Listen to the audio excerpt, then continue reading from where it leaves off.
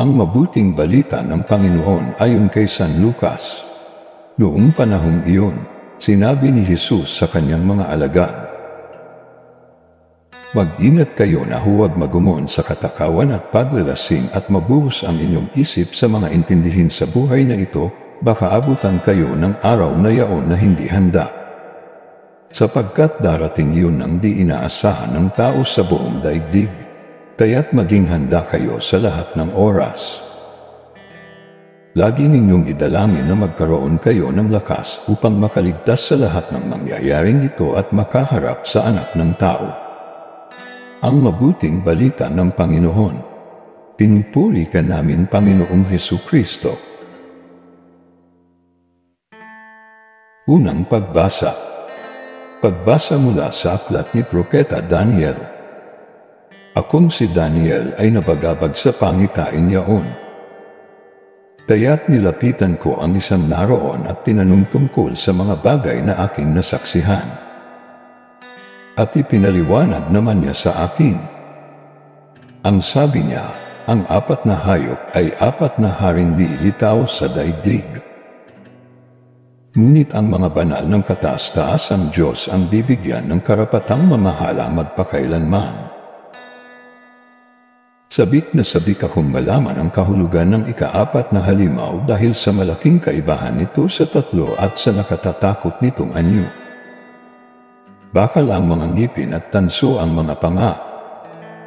Tinudulog nito sa kanilululan ang lahat ng abutan at tinatapakan ang matira.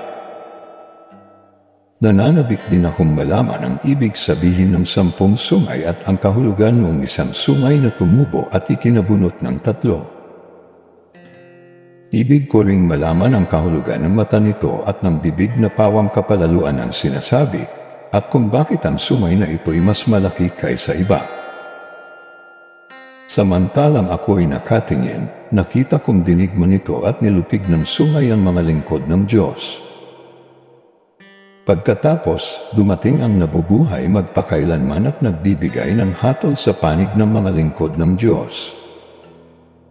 Dumating ang araw para ibigay sa bayan ng Diyos ang pamamahala sa kaharian.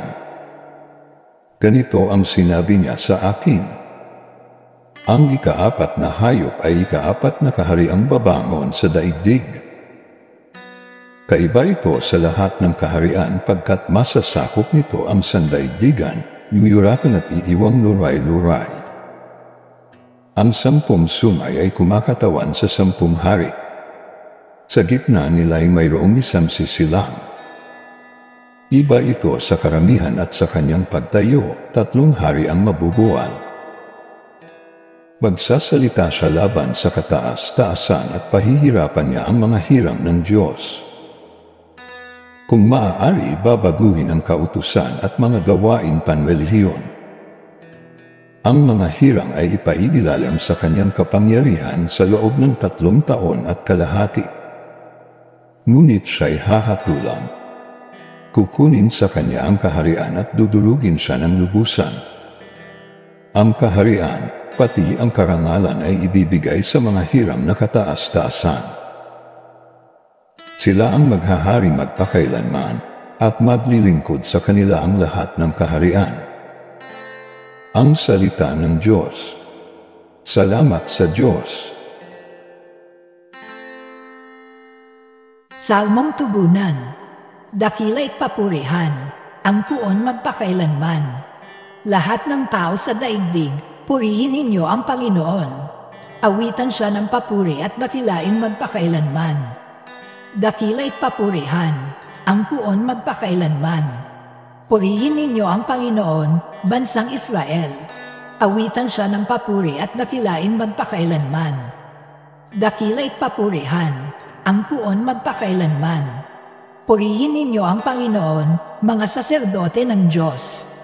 Awitan siya ng papuri at dakilain magpakailanman. Dakila'y papurihan, ang puon magpakailanman. Purihin ninyo ang Panginoon, mga lingkod ng Panginoon. Awitan siya ng papuri at dakilain magpakailanman. Dakila'y papurihan, ang puon magpakailanman. Purihin ninyo ang Panginoon, kayong lahat na mga tapat. Awitan siya ng papuri at dakilain magpakailanman. Dakila'y papurihan, ang puon magpakailanman. Purihin ninyo ang Panginoon, kayong lahat ng mga banal at mababang loob. Awitan siya ng papuri at dakilain magpakailanman. Dakila'y papurihan, ang puon magpakailanman. Aleluya! Aleluya! Manalangin walang humpay, samantalang hinihintay si Jesus na puong mahal. Aleluya! Aleluya!